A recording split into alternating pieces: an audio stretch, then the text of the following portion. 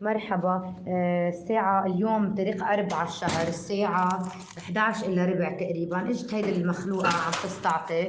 نحن ما عم نتهمها بشي يعني، بس بهمني أعرف وينها. حاطة أغراض وبدي أطلع من البيت، والكيس فيه بقلبه اوراق ثبوتيه ودفاتر سيارات وباسبور وهويه وكتير اوراق مهمه يعني لإلنا. فعينت عليه للكيس واخدته معها. بهمني اعرف وين هي لحتى اقدر اخذ منها الاوراق، لانه لبكت الاوراق هلا مشكله.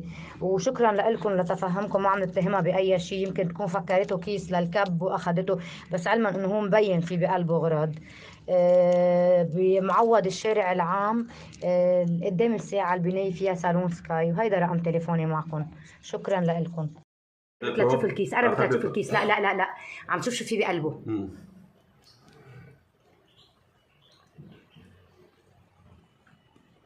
بدي وجهك.